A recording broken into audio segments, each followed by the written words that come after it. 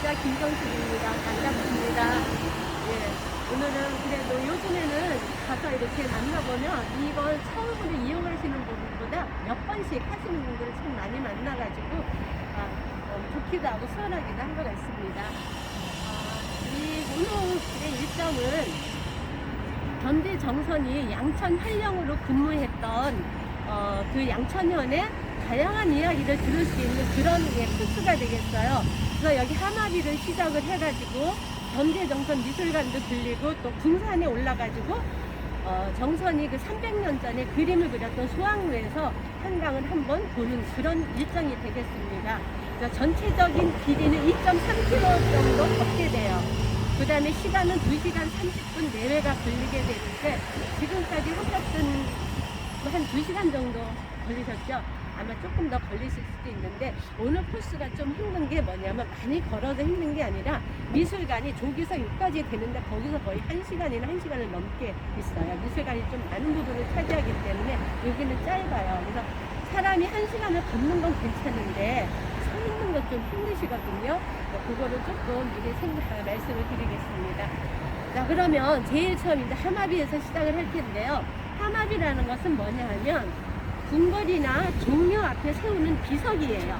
그래서 하마, 말에서 내려라 이런 뜻인데 즉 이 말은 여기서부터는 이제 중요한 곳이 시작이 되니까 말에서 내려서 걸어가라는 뜻이에요. 한마디로 말하면 예의를 갖추라는 이야기가 되겠죠. 그래서 이 하마비는 태종 이방원 때 원래는 황교가 아니라 궁궐이나 종묘 같은 데 앞에다 세웠어요. 예를 갖추어야 할 곳이기 때문에. 그런데 나중에는 향교에는 공자님을 모시고 있거든요. 공자님을 모시는 향교에도 이 하마비를 세우게 된 것입니다. 그래서 한번 가서 보겠습니다. 대소, 인원, 대하마. 대소, 인원은 큰 사람, 작은 사람이에요. 그러니까 이거는 키가 아니라 지위가 높고 낮음을 불문하고 이 개자는 모두 함께 이런 뜻을 가지고 있어요. 그러니까 지위가 높고 낮음을 불문하고 모든 사람은 말에서 내리시오 이런 뜻을 가지고 있습니다. 그래서 지금 종묘 앞에 가서도 볼 수 있고요. 또 덕수궁 같은데 이런 데 가면 예전부터 내려오던 하마비를 볼 수가 있고 바로 옆에는 기념비예요. 여기 하마비가 있어서 하마비 마을이라고 불렸었다는 것을 기념하기 위한 기념비가 되겠습니다. 자, 그러면 양천 현화지로 이동하시.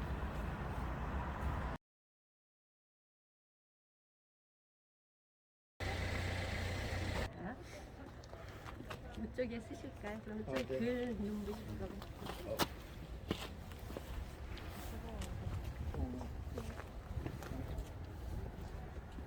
양천 현아지라는 푯말이 있는 곳이 되겠어요. 양천현은 지금의 강서구 가양동 일대예요. 네, 여기가 강서구거든요. 그 조선시대에는 푯말이 있는 것을 중심으로 해가지고 여기에 양천현에 당신이 양천현이어서 양천현에 행정기관들이 밀집되어 있던 것이 이곳이에요. 그러니까 조선시대는 여기가 지금 번화가라고 할 수가 있겠죠. 그래서 양천현아지 저 푯말이 있는 것은 그 당시에는 그 사또의 집무실에 공원이 있었던 곳이에요. 그 모습을 한번 볼 것 같으면 이렇게 여기에 보면 동원이 여기 있죠. 그러니까 요게 저 자리라고 생각을 하시면 돼요. 집무소리고 그 다음에 내야라는 곳이 있죠. 요거는 사또의 상림실. 개인적인 그러니까 한 남원권 추억 한쯤 어디 그쪽 될 것 같아요. 위치상 그렇게 있고 그러니까 아주 넓었죠. 이렇게 다 있어가지고 그 다음에 여기에 보면 군인들이나 장교들이 이렇게 머물고 근무하는 장청이라든가 사령청 같은 것도 있고요. 또한 객사 같은 것들 아무튼 행정기관이 이 주위에 빽빽하게 자리 잡고 있었어요. 참 중요한 그런 것인 것 같아요. 조선시대는 아주 중요한 위치였어요.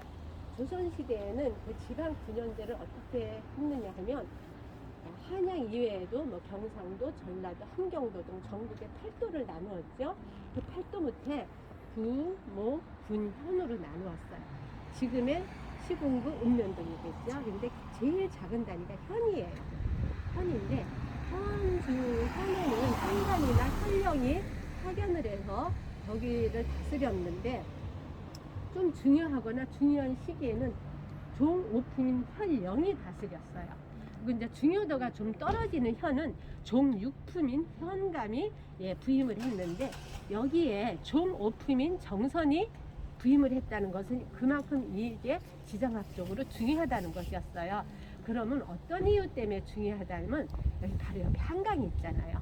옛날에 교통수단은 다 한강이었어요. 그리고 한강이 아주 길죠.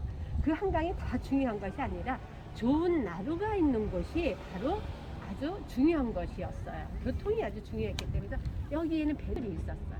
그래서 저기 교통, 그러니까 운송 수단으로서 중요했고 그렇게 니까 자연의 물살이 풍부했어요.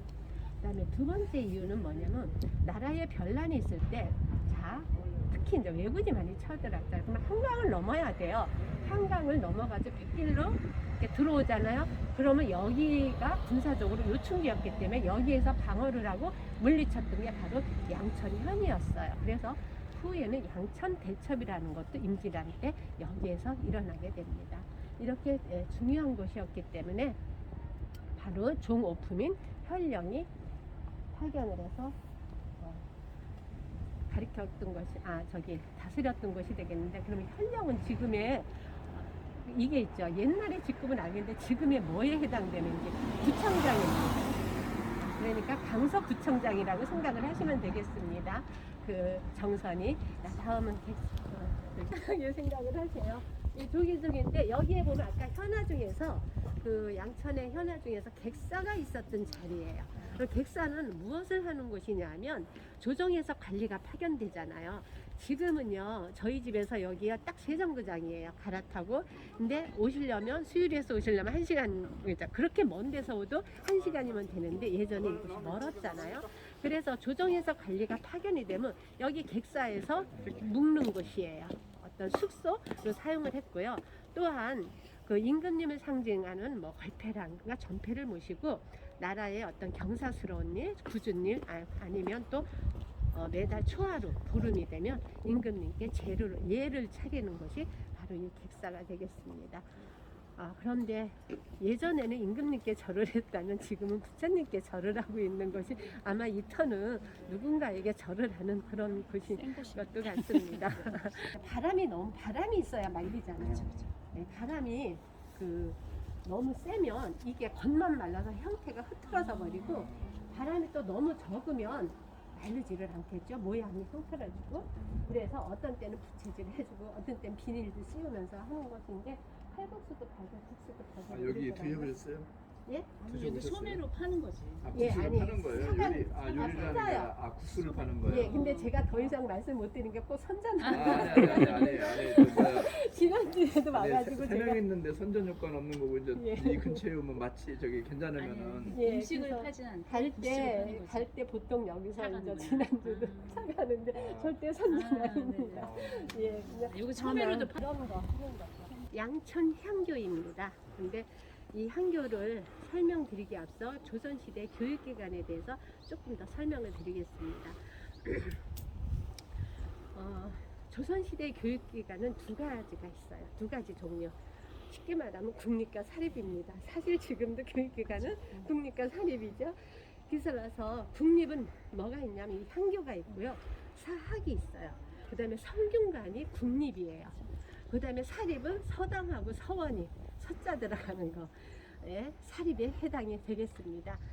그런데 이러한 교육기관 중에서 이제 초등학교, 초등과정은 지금하고 비슷해요. 7, 8세쯤에 서당에서 배우게 돼요. 그러니까 뭐 천자문도 배우고 그러겠죠. 그 다음에 이제 중등교육은 한 뭐 15세, 6세 이 정도에 서울에서는 사학이라는 데가 있어요. 그 다음에 지방에서는 향교에서 중등교육을 배워요. 그래서 서울에 있는 사학은 5군데가 있어요. 중부학당, 그러니까 동서남북 중앙, 동부학당, 서부학당, 중부학당, 남부학당, 북부학당 5개가 있고, 지방은 이렇게 향교에서 있었습니다. 그 다음에 이제 고등교육과정은 지금의 대학과정이 되겠죠.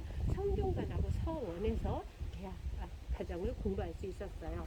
그 중에서 이 향교는 고려시대 때 생겨났지만 조선시대에 아주 활성화됐어요.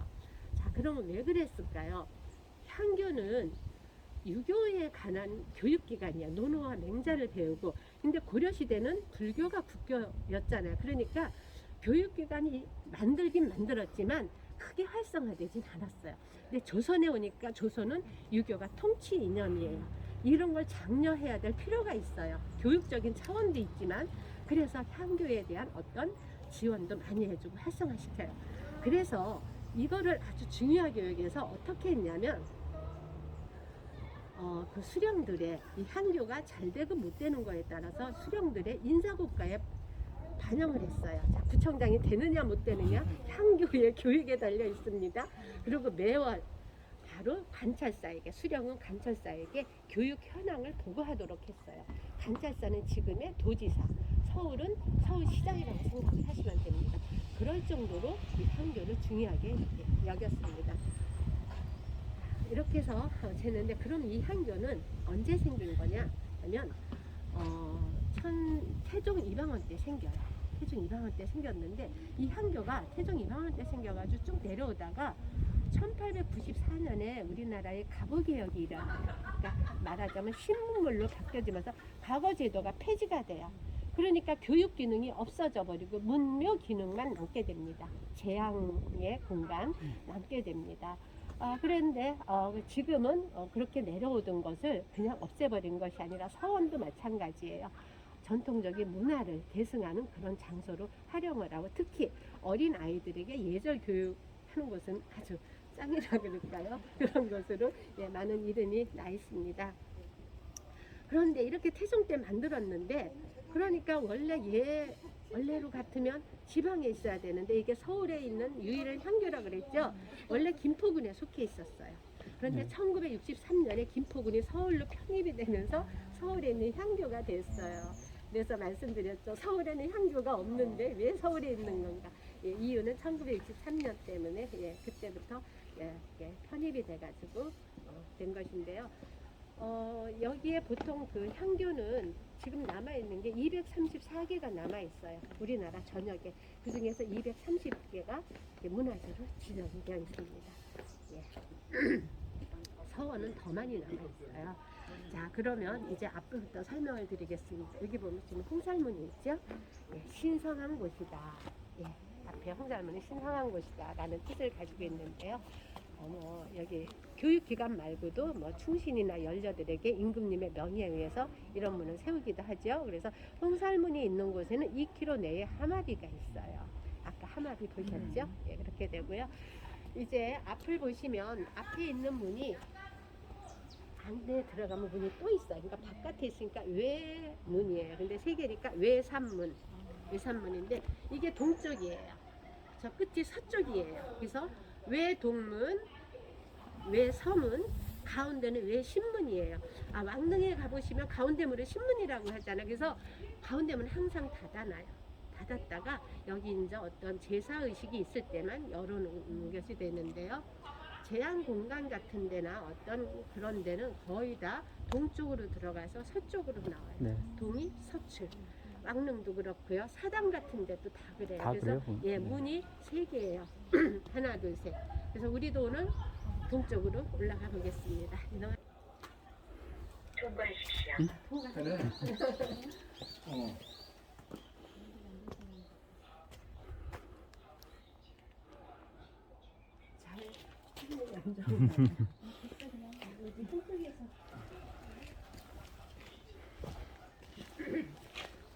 자, 이제 우리 외산문을 들어갔습니다. 잠깐 위치를 설명할게요. 동좌서, 그러니까 앞에 보이는 것이 명륜당이에요. 저기가 말하자면 교실, 그 다음에 보이지 않지만 저 뒤로 제향 공간인 대성전이 있어요. 그래서 거기 위치는 어떻게 되느냐 하면 요게 이거예요. 우리 홍살문 들어왔죠? 외산문 들어와서 지금 이 안에 들어와 있어요. 앞에 명륜동, 동대 서재 있고 뒤로 가면 대성전에 이제 위패를 모셔놓는 거고 동무 서무가 있습니다. 그래서 요거를 앞에는 공부하는 거, 뒤는 제사를 지내는 거에서 전학 후묘라 그래요. 근데 이거는 언덕으로 되어 있죠. 언덕일 때는 이런 배치를 해요. 근데 평지일 때는 요게 바뀌어져요. 평지일 때는 자, 전명 대성전이 앞으로 와요. 그리고 동무서무가 되고 명륜당이 뒤로 가서 동계 서재가 되는 거예요. 성균관 해설 들어보셨어요? 성균관이 평지에 있잖아요. 요거하고 반대요. 성전이 앞에 있고 명륜당이 뒤에 있어요. 그래서 그거는 전묘 후화, 이거는 후묘 이런 배치를 하고 있습니다. 자, 보시면 앞에 있는 것은 여기 동제 서재예요. 요거는 말하자면 여기 있는 학생들이 공부를 하면서 숙소로 쓰는 기숙사라고 생각을 하시면 되는데, 동쪽은 해가 떠오르잖아요. 그래서 조금 더 높이 쳐서 선배들이 여기 있고 후배들은 저쪽에 머뭅니다. 해가 지는 곳에. 참 그 서열이라는 게 그렇죠. 자, 그러면 학생 수는 향교에 몇 명이 있었냐면 거기에 따라 규모에 따라서 틀리는데, 그 향교 여기는 양천 향교에는 30명에서 한 40~50명 정도의 학생들이 여기서 수업을 했습니다. 자, 이제 명륜당으로 가시겠습니다. 다음은 명륜당 성균관도 그렇지 다 똑같아요. 대성전 명륜당이라는 건물은 다 똑같은데, 자, 요거는 다 몇 칸이냐면 하나, 둘, 셋, 넷, 5칸. 칸은 기둥과 기둥 사이를 칸이라고 하거든요. 5칸이고 옆으로 가면 2칸이 있어요. 근데 2칸 반인가? 2칸 반이니까 그걸 곱해주면 돼요. 그러니까 20칸하고 25칸 정도 되는 거예요. 반칸이 있으니까. 이랬는데 한번 볼까? 요 가운데하고 양쪽이 있는데, 하나는 방이고 하나는 온돌이에요. 어디가 온돌이고 어디가 방일 것 같으세요? 어느 부부의 하나가 아니라 부분이라는 말이에요. 자, 밑에 뭐 구멍이 있네. 예. 여기 구멍을 보시면 이게 통풍구예요. 통풍구가 있다는 거는 나무로 됐다는 거예요. 왜냐하면 통풍이 중요하기 때문에. 가운데가 나루. 그 다음에 양옆에는 통풍구가 없어요. 그래서 여기는 온돌방이에요. 학생들이 여기서 하니까 여기는 교실이 되겠고, 양옆에는 선생님들의 숙소를 쓰면서 또 교무실, 숙소이자 교무실로 썼던 곳이 되겠는데요. 그러면 여기에 교사는 몇 명 있었냐?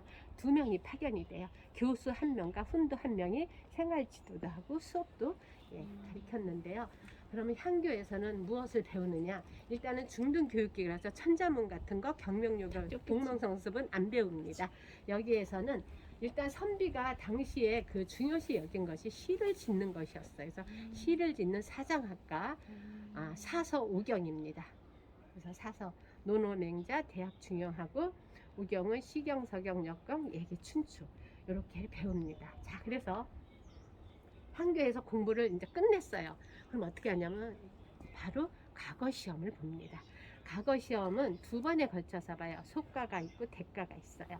속가는 제가 학교 다닐 때는 그 처음 보는 시험은 예비고사, 그 다음에 뒤는 본고사라 그랬거든요. 그러니까 지금은 수능은 잘 모르겠어요. 그래서 그러니까 1차를 합격을 했어요. 속가에 합격을 하면 특전이 주어져요. 첫 번째 특전은 진사나 생원이라는 호칭을 붙여줘요. 그래서 근데 진사나 생원은 명예직이기 때문에 월급은 없어요. 네, 월급은 없는데 우리나라 그 유행가 중에 이런 게 있잖아요. 건넌 마을에 최진사 댁에 딸이 셋 있는 집은 그 최진사는 그러니까 속가만 합격한 사람입니다. 대가를 안 치렀어요. 그 다음에 2번째 특전은 성균관에 입학할 수 있는 자격이 생겨요. 자, 그래서 이제 성균관이나 또는 이제 성균관에 못 온 사람은 서원을 갖겠죠. 지방에서는 거기에서 공부를 하면 이제 드디어 대가를 치르게 돼요. 대가를 치르면 거기에서 합격을 하면 우리가 알고 있는 나라의 녹을 먹는 관리가 된다고 할 수가 있겠습니다. 자, 그럼 이제 성전을 가겠습니다. 성전 안에. 그래서 이것도 마찬가지예요. 내 동문, 내 서문, 요거는 신문, 내 신문. 이렇게 해가지고 제향 공간, 제향일 때만 이걸 열어놓는데, 자, 대성전은 그 제향 공간이라고 하는데, 그럼 누구한테 제사를 지내느냐 하면 유교를 일으킨 사람, 공자요? 공자와 또 널리 퍼지겠는데 명자. 공을 들인 사람. 그래서 공자와 여기는 제일 처음에 공자를 비롯한 5위 성인과 현인이라 그러거든요. 그래서 공자, 맹자, 증자, 안자, 자사 이렇게 5명이 있고요. 또 송조 사연이 있어요. 뭐 주돈이라든가 이런 사람 하고, 그다음에 우리나라 사람도 유명한 학자는 여기에서 제왕 공간에 모셔져 있어요. 그래서 우리나라에는 동국이라 그래요. 동국 18연 18분이 계세요. 이왕 이택에 뭐 이율곡 뭐 최치원 이런 사람 설총 이런 사람이 여기에 모셔져서 모두 27분의 입회를 여기서 봉안을 하고 있습니다. 그 다음에 제사는 매년 2월과 8월에 지내고 있습니다. 그러면 제사를 주관하는 사람은 누구냐? 구청장, 지금의 혈령이 되겠습니다. 근데 우리가 제사를 하면 3명이 잔을 돌리잖아요. 처음은 초홍간, 아홍간, 종홍간이거든요. 초홍간이 바로 그 제사를 주관하는 사람이에요. 그러니까 종묘 같은 경우는 왕이 되겠죠. 여기는 구청장 혈령이 제사를 주관하는 거니까 꽤 높은 급이죠. 구청장이 한다고 하니까 이렇게 됐고, 여기 서쪽으로 이제는 서울시 기념물로 지정이 되어 있어요. 근데 서울시 기념물로 지정이 된 거는 이 건물이 아니고 이 양천향교 터만 지정이 되어 있고요. 건물은 그럼 왜 지정이 안 됐냐? 이거 1981년에 새로 지은 거예요.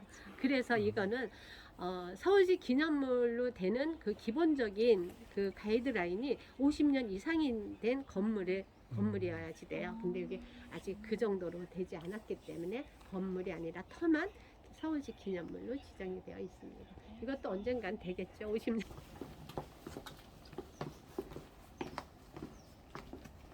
라고 하고 있어요. 이거는 뭐냐면 그 선정비하고 불망비예요. 이게 그 선조 때부터 고종 때까지 이 마을에 부임을 해가지고 나라를 잘 다스린 사또가 있을 거 아니에요. 그래서 선정을 베풀어 그것을 공덕비라고 할 수가 있습니다. 공덕비가 되니까 불망비는 이러이러한 사람이 있는데 잊지 말자 해가지고 해놓은 것이 되겠습니다. 보이면 뭐냐? 하는 우리 분야는 겸재 정선미술관입니다. 이것은 그 겸재가 그 자신이 창안한 그 진경산수와의 그 중흥기를 이뤘던 65세에서 70세까지 양천 혈령으로 근무한 것이 인연이 돼가지고 정선의 어떤 예술적 업적을 드린다든가 또는 그 진경 문화의 계승과 발전을 위해서 2009년도에 개관을 한 것이 되겠습니다. 겸재는 우리가 보통 화성이라고 불러요. 그림의 위대한 성자. 왜 베토벤은 악성이라고 하듯이 화성이라고 부르는데 그가 남긴 하품을 진경 산수화라고 우리는 부르고 있죠. 특히나 이 양천 혈령으로 근무하면서는 명작들을 많이 남기게 됩니다. 바로 그 친구인 사천 이병영과 서로 글과 그림을 주고받으면서 남긴 경교 명승첩이라든가 또 그 임진강 일대를 그린 영강 인술첩, 또 여기가 양천현이었잖아요. 이 강서구는 지금도 아름답지만 아주 조선시대는 더 아름다워서 그 왕실의 어떤 왕족들이라든가 고관대적들의 별장이 수두룩했던 거예요. 저 잠두봉이니 뭐니 이쪽에 다 그렇게 아름답고 또 명나라에서도 사신이 오거나 그러면 여기를 가보고 싶어 했던 곳이에요. 그래서 여기에 와가지고 양천전의 아름다움을 그린 양천 팔경 같은 이런 작품들을 남긴 것이 바로 정선이 양천 혈령으로 근무할 때입니다. 그래서 이곳에는 이제 원화가 있어요. 겸재가 직접 그린 원자 원화가 있는데 그 원화를 비롯해가지고 한 300여 점의 그림이 소장되어 있습니다. 그리고 우리는 다른 데는 안 가고 거의 2층에 머물 겁니다. 오늘 있는 곳은요. 자, 그 다음에 이게 정말 정선인지는 몰라요. 다만 그 경교 명승첩이라는 그 화첩이 있다 그랬죠. 거기에 독서 여가라는 그림이 있는데 바로 거기에 툇마루 위에 앉아가지고 물 한 곳을 바라보는 이런 그런 어르신이 있는데 사람들이 이제 미술학들이 아마 겸재일 거라고 얘기를 해요. 그래서 그 모습을 다 동상으로 새겨놓은 것이 되겠고요. 저거는 그냥 공덕비입니다. 겸재 정선이 이렇게 우리나라에 했다는 거. 안으로 이동하시겠습니다. 여기 입장료 1,000원이 있어요.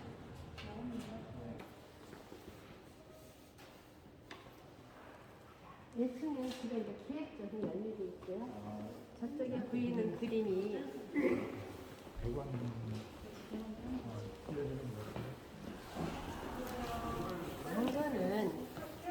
금강내산도라는 그림인데 많은 금강 항상 그림을 남겨요. 그 중에 이것은 그래서 아주 각지에서 소장을 하고 있는데 고려대학교 미술관의 박물관에서 소장을 하고 있습니다.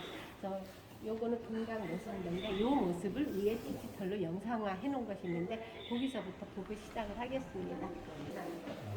여기 디지털로 영상을 만들어서 봄, 여름, 가을, 겨울을 변화하는 모습을 한 4분짜리 동영상인데요. 근데 알고 계시다시피 금강산은 그때그때마다 계절마다 좀 틀리죠. 우리가 알고 있는 금강산은 봄, 그 다음에 여름에는 동래산이라고 해요. 동래산은 도교에서 신선에 살고 있는 것이 동래산이에요. 그 다음에 가을은 풍악산이라고 해요. 단풍이 아름다워서요. 그 다음에 겨울은 개골산이라고 해요.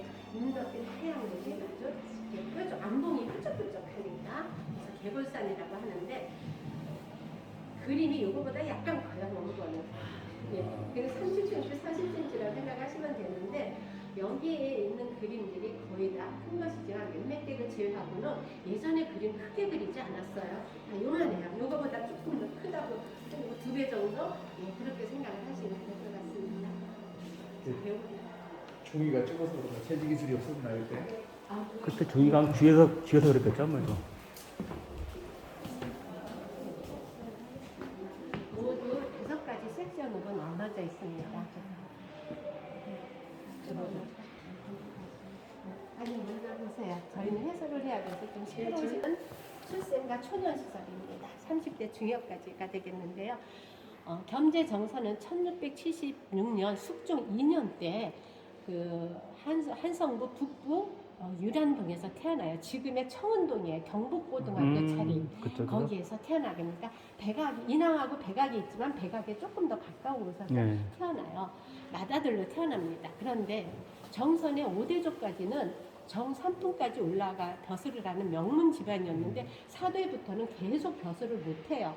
그러니까 집안의 형편이 점점 어려워지기 시작하는데 그나마 14살 때 아버지가 돌아가시면서 집안 형편이 더 어려워집니다. 하지만 비록 벼슬은 하지 않았지만 경제적으로 외가가 아주 여유가 있었어요. 그래서 정선에게 많은 도움을 줍니다. 할아버지 집은 거부라고 지금의 말하면 재벌 준재벌급의 부자였어요. 그래서 외삼촌이나 외할아버지가 많은 도움을 줍니다. 이러한 청년을 보낸 정선에게 아주 일생 동안 큰 영향을 준 것들이 있습니다. 첫 번째는 같은 동네에 대를 이어서 살고 있던 안동김씨 집안이었습니다. 안동김씨 집안 중에서도 당시 그러니까 영의정을 했던 김수왕이라는 사람이 있어요. 이 사람은 나중에 그 인현왕후하고 장희빈의 그런 것에 의해가지고 나중에 사형을 당하기도 해요.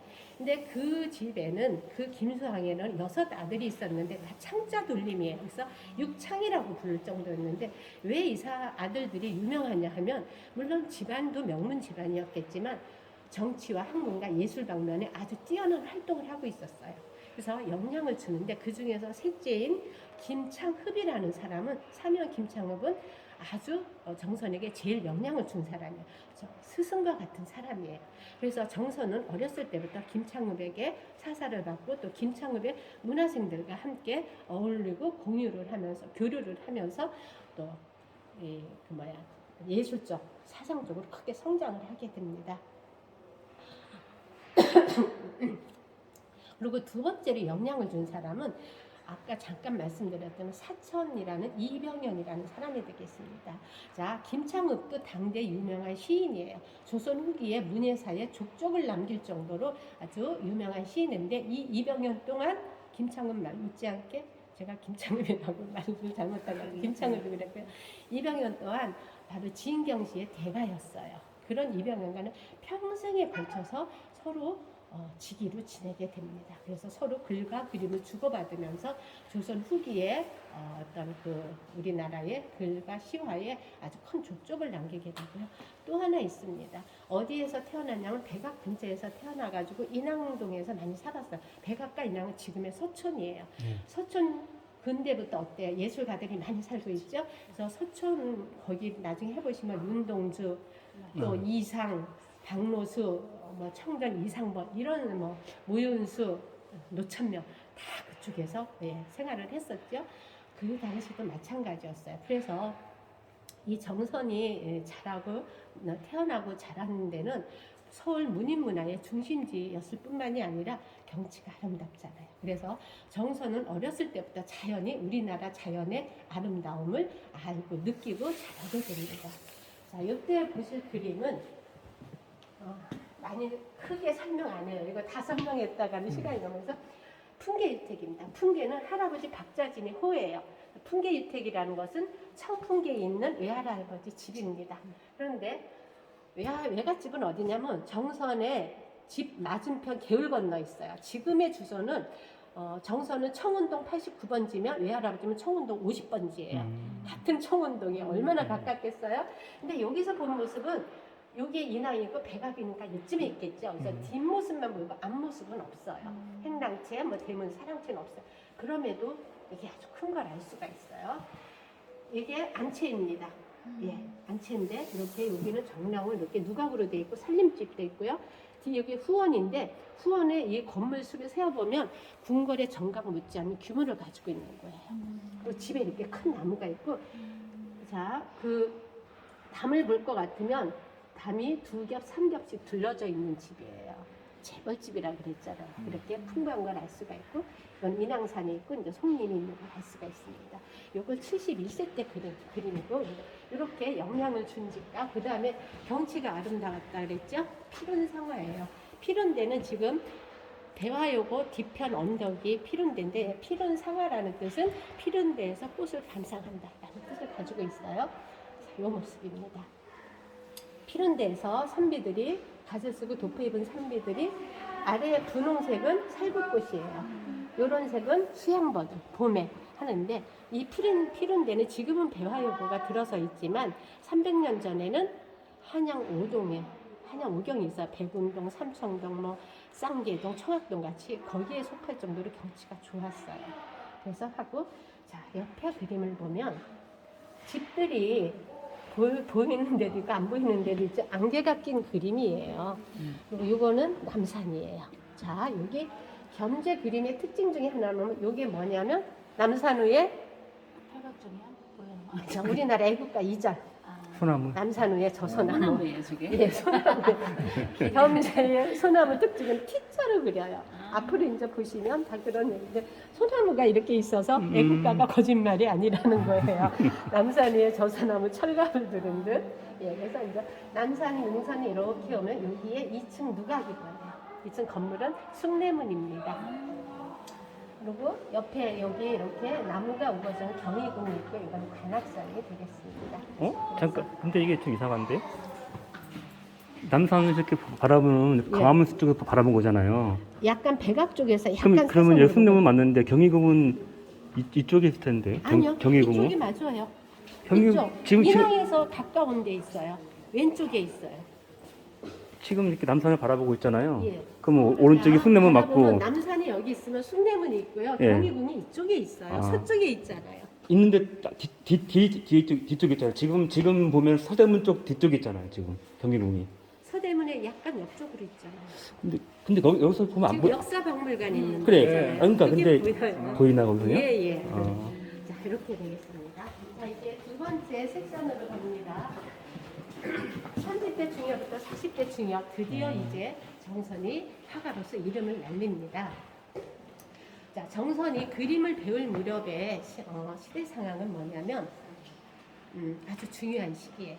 조선의 회화사에서 바로 중기에서 후기로 넘어가는 시기인데, 이건 무슨 말이냐면 명나라에서 도입한 절파가 쇠퇴하고 그 다음에 남종 문인화가 유행을 하기 시작해요. 그럼 절파는 뭐냐? 한마디로 말하면 전문가의 그림이에요. 전문적인 화가. 그래서 표현이 자유롭고 아주 분방하고 선이 대담해요. 근데 문인화는 뭐냐? 절파가 거칠고 자유분방하고 표현이 아주 대담하다고. 문인화는 선비들의 그림이에요. 장난치고 내낭국도 치고. 절개, 그게 이런 식으로. 문인화예요. 사대부가 여가로 그리는 그림. 그게 유행을 하기 시작해요. 그러면서 이 초상화 많이 봤어요. 윤두석. 그 다음에 여기 말씀밖에 조영석 같은 사람들은 드디어 이제부터 우리나라의 풍속을 그리기 시작해요. 그러면서 우리 것을 이제 찾는 그 시기가 되겠죠. 그런 시기에 그래서 이런 문인화가 유행하니까 정성도 그런 문인화를 배우지만 문사로서의 그 공부도 게을리하지 않아가지고 그 어렵다는 주역에도 능통해요. 자, 그러면 주역이 왜 하냐면 모든 학문을 다 배우고 끝에 배우는 게 주역이에요. 그만큼 어려운데 주역을 배워요. 근데 주역에는 64개가 있죠. 개, 무슨 개 있는데 그 중에서 겸이라는 개가 있어요. 그 겸이라는 괴에서 겸재라는 호를 따온 것이 되겠습니다. 겸손할 겸이에요. 그렇게 됐는데 이제 이 사람이 이때 화가로 이름을 떨친다 그랬죠. 37세에 금강산을 여행하고 해약 전신첩이라는 그림을 그려요. 금강산. 근데 그게 문사들 사이에 유명해지면서 그때부터 이제 이름을 떨치기 시작합니다. 그런데 그 해약 전신첩 안타깝게 지금 남아있지 않아요. 대신 그 전에 36세에 처음으로 금강산을 가거든요. 36세에 그린 신묘년 풍압도첩은 현재 남아있어요. 국립중앙박물관에서 수정을 하는데 이때 볼 그림이 하나는 설명해 드리겠습니다. 이 그림인데 이건 좀 보기가 그래서 좀 이동해서 금강이에요. 만금강. 단발령에서 바라보는 금강산이라는 뜻이 되겠는데 해약전신첩은 없다 그랬죠. 36세에 그린 신묘년 풍압도첩에 이게 있어요. 자, 이거는 뭐냐면 단발령이고 이게 금강산이에요. 그래서 신묘년 풍압도첩의 첫 장에 나오는 거예요. 이 그림이 제일 첫 번째 그림이 되겠는데요. 단발령은 왜 이런 이름이 붙었냐면 단발령은 한양에서 여행을 하면 금강산을 처음으로 볼 수 있는 것이 단발령이거든요. 여기서 금강산을 제일 처음 봐요. 아주 감격스러웠겠죠. 그래서 그 경치가 너무 아름다워가지고 머리를 감고 산속으로 들어가서 스님이 되고 싶다는 뜻이 그래서 유래가 돼서 단발령이라고 처음으로 보고 얼마나 감격스럽겠어요. 그래서 그 모습을 그려놓은 것이 되겠습니다. 먼저 오른쪽을 보시면 여기에 처음으로 북에 서서 금강산을 바라보는데 거기까지 가는 길이 구불구불 그려져 있고요. 벅찬 감독이 나타나 있는 것이 되겠습니다.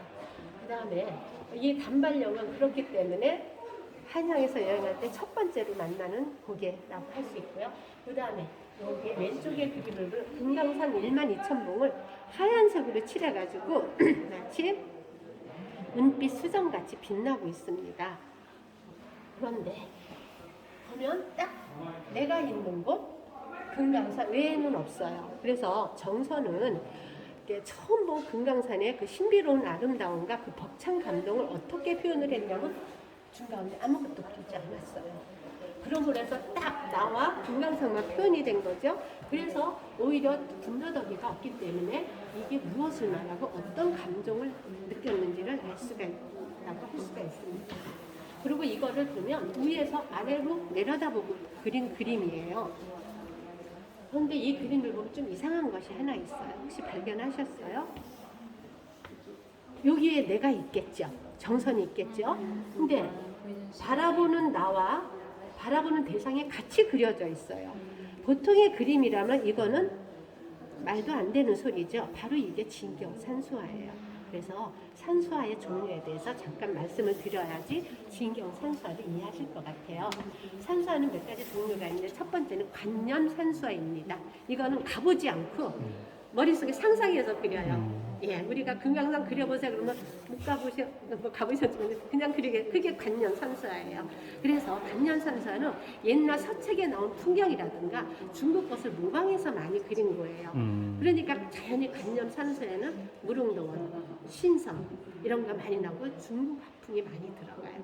대표적인 예가 안견이 그린 몽유두원도입니다. 예, 안평대군이 꿈 얘기를 하니까 그걸 꿈 얘기를 듣고 그렸죠. 예, 꿈속에 본 그 무릉도원이라는 뜻의 그래서 이게 좀 인쇄가 좋지는 않지만 이런 거예요. 실제로 보고 그린 게 아니죠. 그래서 신성 무릉도원의 세계를 이렇게 관념산수하고 두 번째는 실경산수화가 있습니다. 실경산수화는 실제로 보고 똑같이 그리는 거예요. 우리 학교 다닐 때 백일장 하는 그림 그리는 친구들이 있죠. 앞에 보이는 모습 똑같이 그려요. 실경산수화는 세 번째가 진경산수화입니다. 진경산수화는 실제 모습을 보고 그려요. 그런데 거기에다가 내 생각을 넣는 거예요. 그래서 어느 한 부분을 강조하기도 하고 축소하기도 하고 왜곡하는 거예요. 그래서 이런 그림이 가능한 거예요. 이건 실경도 아니고 간념도 아니에요. 보고 그렸지만 나까지 같이 그려놨어요. 마치 내가 하늘에서 내려다보는 듯한 모습을 가지고 같이 그려놓은 거예요. 이걸 진경산수화라고 할 수 있습니다. 그래서 앞으로 보시는 그림들이 거의 진경산수화라서 이게 간념산수화하고 실경하고 뭐가 틀린지 찾아보시는 것도 좋을 것 같습니다. 진경산수화풍이 확립되는 시기라고 할 수가 있습니다. 견제는 벼슬을 하지 못해요. 초년에 그러다가 41살 때 음서로 벼슬을 해요. 음서는 추천이에요. 그 스승인 김창흡이 추천을 해줘서 벼슬을 하다가 40대 후반에는 하양현감을 지나고요. 50대 후반에는 청하현감을 지나고요. 하양은 지금도 있어요. 대구 옆에 청하는 지금의 포항시입니다. 자, 이렇게 되니까 어떤 일이 일어나냐면 겸제는 그 전까지는 서울과 경기도와 금강산만 여행을 했어요. 그런데 이제 지역이 넓어져서 충청도와 경상도까지 여행을 하면서 우리나라 자연의 아름다움을 마음껏 하프게 담게 됩니다. 그래서 이 시기는 겸제의 진경산수화가 확립되는 시기라고 할 수가 있습니다. 특히나 하양연감 시절을 5년간 하거든요. 끝나고 나서 서울로 와서는 이사를 해요. 백악 근처에 살았다 그랬잖아요. 거기에서 인왕곡 지금의 옥인동 있죠. 그쪽으로 이사를 해서 인왕곡에서 이제 많은 활동을 죄송합니다. 잠깐만요. 활동을 하면서 남은 여생을 보내게 됩니다. 그 다음에 청하연감 시절에서 이때 미군부 제모 서교전이 청하성읍은 포항시에 아까 같이 양천현령 같이 그런 거였고 청육을 내연삼룡조 이런 많은 그림을 그리지만 무엇보다도 이 청하연감 시절인 1734년에 인생 최고의 금강산 그림을 남기게 됩니다. 금강산 그림 보러 가시겠습니다. 이게 금강산이고 우리가 이따 보실 건 이건데 금강산은 백두대간을 중심으로 동쪽은 외금강, 서쪽은 내금강, 해금강으로 나눠져 있어요. 이렇게 나눠져 있는데 그 중에서 금강전도 같은 금강산 그림도 이름이 다 틀려요. 아까는 금강내산도지요. 이건 금강전도는 이 내금강의 전체를 그린 거, 내금강 전체를 그린 거죠. 금강전도라고 하고 있습니다. 그래서 특히나 이 내금강을 한양에서 갈 때 제일 먼저 만나는 것이 내금강이 되었습니다. 정선의 진경산수화 중에서 많은 부분을 차지하는 것이 금강산이에요. 금강산인데 이런 금강산을 그 일찍이 춘원 이강수는 뭐라고 했냐면요. 흐린 날 비루봉이었어요. 제일 높은 데가 정상이 비루봉이에요. 비루봉에 올랐는데 날이 개면서 비바람과 안개가 갑자기 사라지면서 금강산 12,000봉의 장관이 눈앞에 큰 나타났어요. 그것을 보고서 이광수는 나는 천지창조를 목격했다 하면서 목이 커져라 큰 소리를 외쳤다는 일화가 남아있을 정도로 금강산은 아름다운 것이에요. 그래서 정선도 인생에 걸쳐서 평생에 걸쳐서 여러 번 금강산을 여행을 하고 아까 제일 처음에 36세, 37세부터 72세에도 가요. 그러면서 많은 금강산 그리고 이런 하나 보면 정선이 참 건강했던 것 같아요. 72세에 지금 금강산 가는 거 저는 붙어서는 못 갔는데 가는 것도 그 당시 교통 때문에 힘들었을 텐데 72세에 간다는 게 그렇게 여러 번을 거쳤는데 기록에 남는 거는 3번밖에 없어요. 기록으로 금강산에 가는 거. 그래서 그 중에서 가장 최고의 평가를 받는 것이 바로 이 금강전도가 되겠습니다. 자, 금강전도는 삼성 미용에서 현재 소유하고 있고요. 217호로 지정이 되어 있습니다. 이거는 위에서부터 아래로 내려다보는 항공 촬영을 하듯이 내려다 금강산 12,000봉을 그린 도착이라고 할 수가 있습니다. 자, 이제 그림을 보시면 제일 위에 보면 글이 있죠. 근데 가운데는 칠행은 보면 한 글자예요. 양옆에 2글자. 그 다음에 4글자, 7글자, 10자, 11자 이렇게 나가고 있습니다. 감상을 써놓은 건데 보면 12,000봉 백월산이라고 해서 즉 겨울을 그린 그림이에요. 이거는 금강전도 제목과 그 다음에 겸제라는 작가 네, 이름을 써놓은 것이 되겠습니다. 자, 이거 할 때 이제 산수화인데 외국의 서양화를 보면 원근법, 표시표현 같은 기법이 있죠. 우리나라 산수화도 기법이 있어요. 첫 번째 쓰인 기법이 뭐냐면 부감법입니다. 이거는 항공 촬영을 하듯이 위에서 아래로 내려다보는 아까 단발령 망근감을 했죠. 보시면 그런 형태로 위에서 아래로 내려다본 것 같죠? 그렇게 부감법을 썼기 때문에 금강산 12,000봉을 한 번에 그릴 수 있었고 한눈에 볼 수 있었던 것이 바로 부감법 때문입니다. 두 번째 사용한 기법은 바로 이쪽 부분이 됩니다. 이거는 경제가 창안한 그런 기법인데 수직진법입니다. 즉 붓을 가지고 위에부터 아래로 쫙쫙 힘있게 내려보는 거예요. 자, 이렇게 했는데 이렇게 수직진법을 이용했기 때문에 금강산 이렇게 뾰족한 안봉들을 아주 날카롭게 거칠게 표현이 가능했던 것이 되겠습니다. 세 번째 기법은 미점준법입니다. 쌀미자예요. 즉 붓을 옆으로 누워가지고 쌀알처럼 점을 똑똑똑똑 찍는 거예요. 여기에 있죠. 그래서 이 미점준법은 멀리 있는 산이나 안개를 표현할 때 이런 기법을 많이 써요. 그래서 미점준법을 이용해서 부드러운 토산에 나무들이 있는 것을 표현을 했어요. 자, 그러면 그림을 보면 경계는 또 대조법을 많이 써요. 둥글고 부드러운 토산과 날카롭고 뾰족한 거친 표현을 한 이 안산들이 서로 대조를 하면서 이렇게 어우러진 모습을 볼 수가 있습니다. 그런데 경제는 그림만 잘 그린 게 아니라 주역에도 능했다 그랬죠? 주역이 들어가 있어요. 근데 그동안은 미술사학자들한테 여기 주역이 들어가 있다는 것만 했는데 그 미술사학자 오주석 선생이 이것을 체계적으로 논문을 발표해요. 그것에 의하면 여기에 태극과 이쪽에 쓰시면 태극과 음양과 오행이 들어가 있어요. 태극을 먼저 봅니다. 중심이 여기에요. 너럭바위 중심이 있고 제일 꼭대기는 비로봉이 있죠. 제일 아래는 장안사가 있어요. 이게 장안사예요. 요걸 중심으로 해서 봉우리를 이어보면 어때요? S자가 나오나요? 네, 나와요. 이런 형상이 됩니다. 이렇게. 진짜? 예. 한번 해보세요. 맞죠? 네. 예, S자가 나와요. 태극 문양인데, 근데 지금은 태극을 가로로 쓰지만 옛날 태극기는 세로로 있었죠? 네, 맞아요. 그런데 음양이 있습니다. 음양, 만물이 생기는 조화로운 이치인데 비로봉 우뚝 솟아있죠? 양을 뜻합니다. 그 다음에 음은 여기 장안사가 있어요. 장안사가 있는데 여기에 보면 장안사를 가려면 반드시 여기 다리를 건너야 되는데 여기 비홍교인데 아치형 무지개 다리예요. 무지개 다리고 아래는 뻥 뚫려 있어요. 물이 흐르고 있죠. 음을 뜻합니다. 그래서 음과 양이 같고요. 그 다음에 이제 오행. 오행은 뭐냐면 물, 불, 흙, 나무, 새.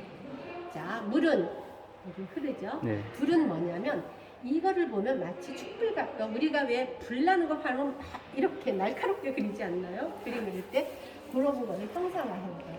마치 불기둥 같다는 느낌이 들죠. 불이 되겠고요. 그 다음에 나무와 흙은 바로 여기 있고요.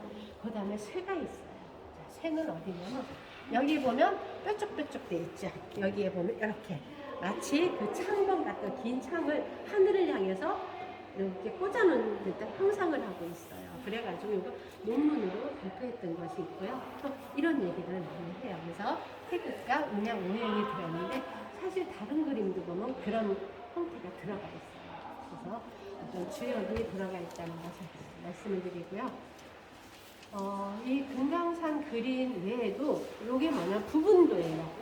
금강산 그림만 보면 봉우리만 보이지 정확히 못 보이자 해서 부분 그림을 그려서 이렇게 자세히 볼 수 있도록 해놓은 거예요. 요 장안사가 바로 여기에요. 요 그림.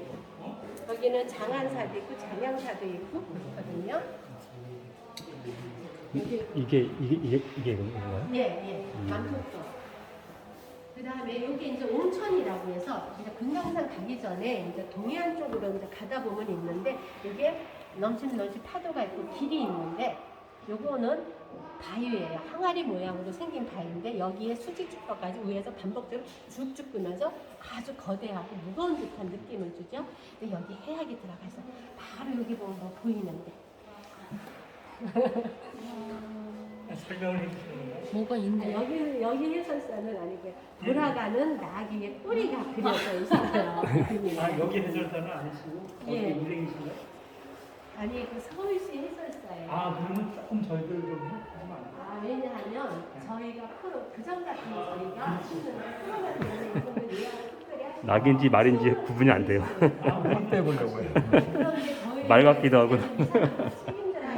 이렇게 나오네. 네, 그러니까 이게 낙인지 말인지 구분은 안 돼요. 꼬리가 보이네 진짜. 그러니까 목걸이가 어느 꼴인지는. 수가 받고 무료로 다 해드려요.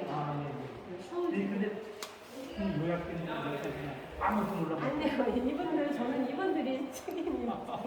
예, 죄송합니다. 서울시 도보관광 하면요 이렇게 다 나와서 해드려요. 예. 자, 아까 예. 찾았어요. 예, 확대하니까 예. 그렇게 해학적으로 그려놓고요. 그 다음에 이 정선의 그림에는 뭐가 들어갔냐면 당시에 풍습이 아까 저 지연대를 쓰면 풍습이 들어가 있습니다. 여기 백청교를 보시겠습니다. 자, 백청교를 보시면 이거는 아까 저기 금강산 내산도 같은 거는 그 단발령 같은 거는 한양에서 갈 때 처음으로 만나는 것이고 백청교는 여기 동해안 쪽에서 갈 때 만난 거예요. 그래서 만포교로 들어왔다 보통 이제 백청교로 나오기도 하는데 그림을 보면 여기 시대상이 있어요. 자, 선비들은 여기서 그림도 구경하고 한가하게 있죠. 여기 보면 이게 지붕이 없는 가마예요. 가마가 놓여져 있고 페랭이나 초립을 쓴 사람들이 앉아서 보면 기다리는 듯한 모습이거든요. 자, 이게 뭐냐 하면 요 페랭이를 쓴 사람은 스님이에요. 자, 이 뜻은 스님들이 금강산을 유람하는 선비들을 여기다 태우고 유람을 시켜주고 말하자면 경제활동을 하는 거예요. 왜 스님이 그런 활동을 하느냐? 조선은 예, 불교가 불교를 없앴기 때문에 사실 생계가 조금 어려웠어요. 고려까지는 아까도 말씀드렸듯이 불교가 국가였기 때문에 아주 부유하게 지냈지만 조선에 와서는 그런 게 없으니까 직접 경제적인 활동을 해야 됐어요. 그래서 이렇게 여행을 시켜주고 돈을 벌었던 시대상이 있고요. 자, 여기를 말하면 이제 말들이 있고 하인으로 보이는 사람들이 있고 이제 막 돌아가려고 하는지 뭐 오려고 하는지 또 선비들이 있어요. 지금으로 말하면 주차장입니다. 말들을 묶어놓고 여기서부터는 험하니까 요런 가마 타고 올라가고. 중국 가면 왜 그 얼마씩 내고 타고 올라갈 때 연세 드신 분들 저희 어머니 이모님 다 타고 올라가세요. 그런 거라고 생각을 했습니다. 그러니까 생계를 이어가기 위해서 이렇게 하는 시대상이 좀 그렇네요. 종교인이 예. 돈 벌기 위해서 이렇게 하는 건 좀 그러네요. 예, 그런 모습이 있습니다. 자, 이제 이때는 진경산사의 원숙기가 됩니다. 자, 왜냐하면 이제 회갑을 넘겨요. 회갑을 넘긴 그 정선의 작품은 더욱 무르익고 원숙한 경지에 들어가게 됩니다. 이때는 이제 인왕국 집에 머물다가 정선은 65세에 다시 양천 현령으로 발령이 나요. 지금 우리가 범죄 정선을 볼 수 있는 그런 인연이 이때 맺어지게 되는 것이죠. 이렇게 맺어져가지고 이제 양천 현령으로 이제 근무를 하게 됩니다. 근데 양천 현령으로 왜 가게 됐냐? 그럼 아까 청하영감은 뭐냐면 청하영감으로 있을 때 금강산 같은 그런 최고의 금강산 그림을 남기기도 하지만 어머님이 돌아가세요. 60세에. 그래서 예전에는 상을 치렀잖아요. 그래서 벼슬을 사임을 하고 올라와가지고 어머니 상을 치르고 그러고 인왕국에 머무르게 됩니다. 그래서 두 번째 인왕국 시절이라고 하는 것입니다. 이렇게 머물렀다가 양천 현령으로 이제 발령이 나게 됩니다. 발령이 나면서 그때 평생의 직이었던 이병현과 이야기를 해요. 서로 거기 가더라도 우리 글과 그림을 주고받자. 그래서 어떤 때는 겸제가 먼저 그림을 보려면 그 그림을 보고 거기에 맞는 시를 이병현은 보내요. 또 이병현이 먼저 시를 보내면 그 시에 맞는 그림을 정선은 그려서 보내요. 이렇게 해서 만들어진 것의 대부분이 경교 명승첩에 들어가 있어요. 경교 명승첩은 상하 2권으로 됐고 총 33장의 그림이 있는데 대부분의 그림이 20장이 넘는 그림이 강변을 그렸어요. 자, 이 시기가 원숙기가 되고 중요하다는 게 뭐냐면 지금까지 경제 보면 산악미가 있고 험준한 그런 느낌이었다. 남성적인 느낌에 이때부터는 양천에 오니까 강변의 모습을 그려요. 그래서 부드럽고 서정적인 강변의 그림을 많이 그리면서 더 원숙한 경지에 이르게 됩니다. 그리고 주거가 된 것이 해서 경교 명승첩이라든가 양천 8견 영강 인중첩을 그리게 됩니다. 자, 이때 보시는 것도 이 그림인데 이가 수학로에 가면 2개의 그림을 보기 때문에 경교 명승첩은 패스를 하겠습니다. 5번째 섹션이 되겠는데요. 노대가의 만년이라는 말이 되겠는데요. 자, 이때는 그 겸재가 자유자재의 경지에 오르게 됩니다. 즉 70대 이후의 겸재는 붓을 들면 아주 자유로운 필목법을 구사하는 자유자재의 경지에 오르게 되는데요. 그 공자가 이런 말을 했어요. 종심유욕, 그다음 불유구. 그래서 마음대로 하되 법도에 어긋남이 없다라는 경주와 비슷한 경지에 오르게 됩니다. 그래서 이때의 그림은 실상과 추상을 자유자재로 넘나드는 그런 최고의 자유자재의 경지에 오르게 되는데요. 70세의 나이에 이제 양천 훈량을 인물과 마쳐요. 그리고 인왕곡으로 돌아와요. 보면 인왕곡 시절이죠. 그러면서 겸재는 이때부터는 이제 집에 머무르면서 말년까지 아주 여유로운 그런 말년을 보내게 됩니다. 근데 이때 사랑하는 그 동생과 또 이병현이라는 친구를 잇는 슬픔은 있지만 겸재는 여유로운 아주 명예로운 말년을 맞이하게 되는데요. 왜냐하면 벼슬은 물려놨지만 점점 벼슬이 올라가요. 그래서 81세 때는 종 2품까지 올라가요. 당시 법도가 뭐였냐면 2품 이상이 되면 위에 그 조상을 3대까지 벼슬을 내려줘요. 그래서 위에 저기는 벼슬을 못했다 그랬죠. 겸재의 아버지, 할아버지, 증조 할아버지까지 다 벼슬을 추승받게 됩니다. 너무나 명예로운 일이겠죠. 그래서 어떻게 보면 대화가에 적합한 그런 명예로운 말년이라고 할 수 있는데요. 이렇게 천수를 누리고 건강도 했죠. 72세에 금강산을 다닐 정도고 또 말년에 그렇게 집안을 일으켰다고 할 수 있을까요? 그래서 그렇게 천수를 누리다가 1759년 84세에 돌아가시고 지금 도봉구 쌍문동에 안장되어 있습니다. 그분의 묘가 거기 있어요.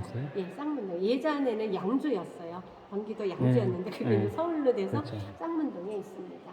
자, 이때 보실 그림이 2개가 되겠습니다. 여기는 그 그림이었고 저쪽으로 가겠습니다. 근데 1,000원짜리 뒤에 있는 그림으로 유명해요.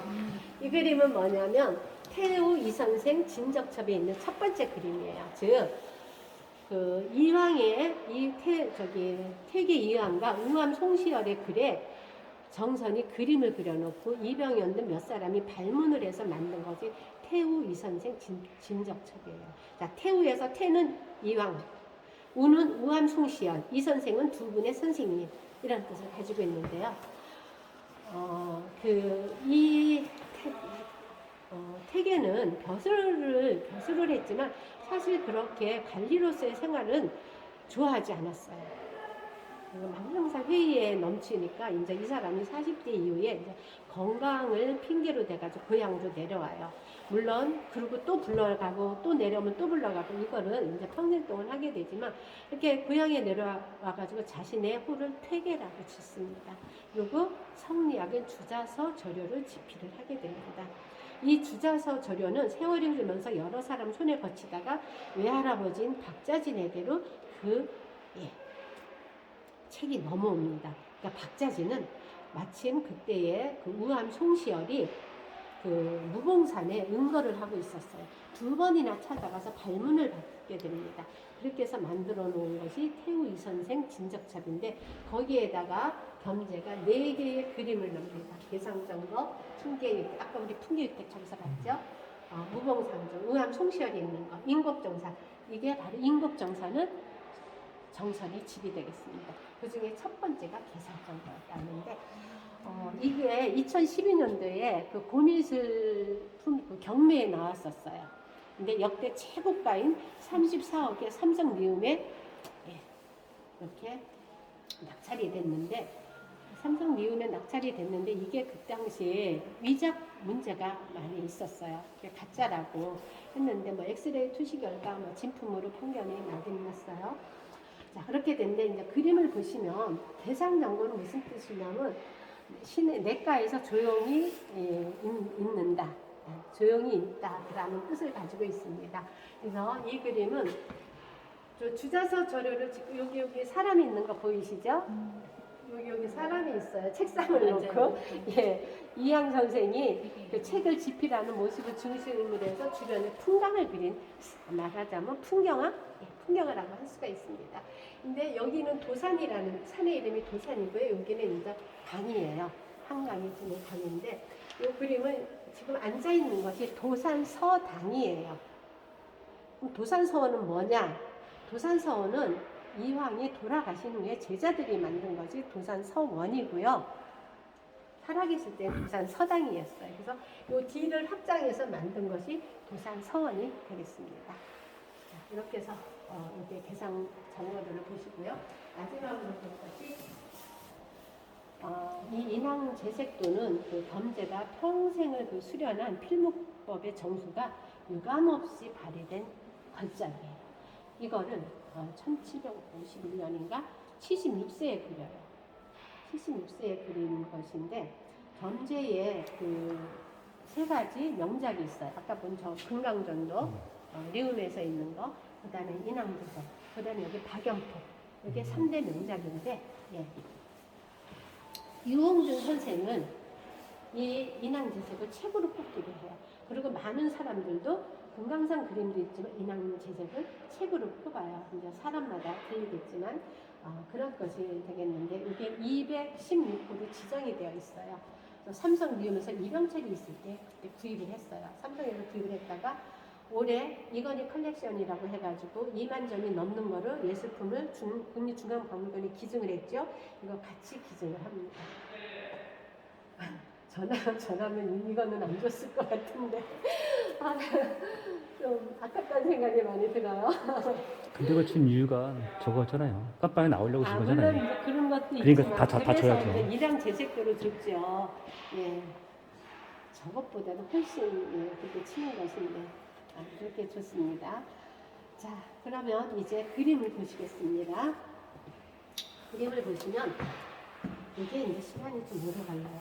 근데 사실 여기 있는 그림이 다 무조품이잖아요. 그러니까 설명을 드려도 감흥이 없어요. 진품이 아니라서 내년 4월에 이건희 컬렉션 이제 화요일부터 하거든요. 반드시 가서 인왕제색도를 보세요. 저거는 리움에 가서 보시고요. 이거는 그래서 여기서 설명을 잘 들었다가 보십니다. 자, 인왕제색 겸재라다. 인왕제색은 뭐냐면 비가 온 뒤에 맑게 갠 인왕산이라는 뜻이 되겠습니다. 그래서 여기에 어디서 그린 장소가 나타나고요. 제목도 나타나고요. 겸재라고 해가지고 그린 사람 이름도 있습니다. 그 다음에 신미, 윤월, 하완이라고 해서 신미년은 1751년이에요. 그 다음에 윤월, 윤달이죠. 윤 몇 월 달이라고 아니고 윤월이라고 썼어요. 왜냐하면 사람이 너무 흔한 건 안 쓰잖아요. 예. 그렇게 마찬가지로 이 신민년에는 윤월이 한 번밖에 없어요. 5월. 그래서 윤5월이라는 뜻이에요. 그 다음에 하완. 자, 하완은 완자가 뭐냐면 빨래하다, 세탁하다라는 뜻이에요. 이건 어디서 온 말이냐면 옛날에 그 중국 당나라에서는 열흘마다 한 번씩 관리들에게 쉬는 날을 줬어요. 갑자기 생각나는데 그럼 우리나라 관리는 그렇게 정기적으로 쉬는 날이 있었을까요? 그렇게 없었어요. 없었어요? 없었어요.